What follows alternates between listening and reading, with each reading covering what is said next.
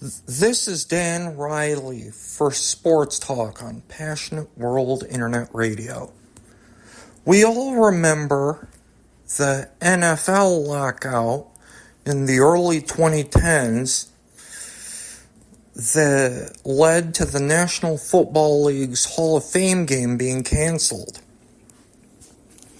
Those of us of a certain age remember the embarrassing NHL lockout of 2004 that saw the entire hockey season get wiped out because the owners refused to allow their players to take the ice.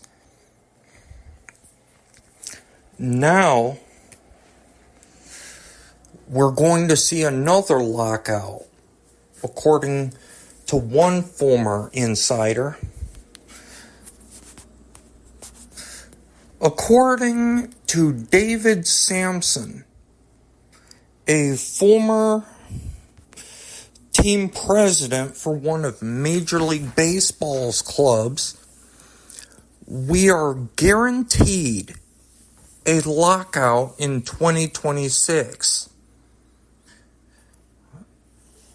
Samson made the guarantee on a recent episode of the Dan Le Batard Show.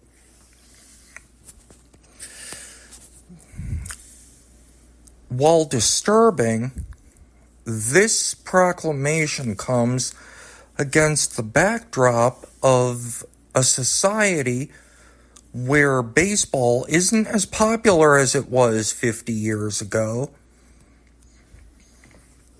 and a time where baseball isn't front and center in the sports universe like it used to be.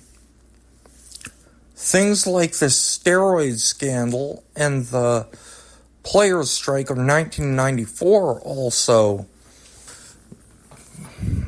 played a role in people turning their back on the game. And statements like this leave us wondering if baseball is dying.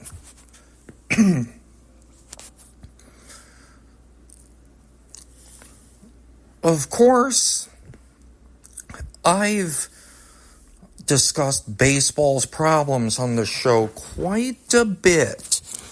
Everything from a lack of competitive balance to allegations of human trafficking and all those things. And now, this guarantee leaves me to wonder if baseball is about, at least professionally, is about to go extinct. For years, people have been saying the small market teams cannot compete with the big market teams because of a complete lack of a salary cap, even with baseball's revenue sharing. And now, teams have to share half their local revenue in a pool to help the lower market teams pay.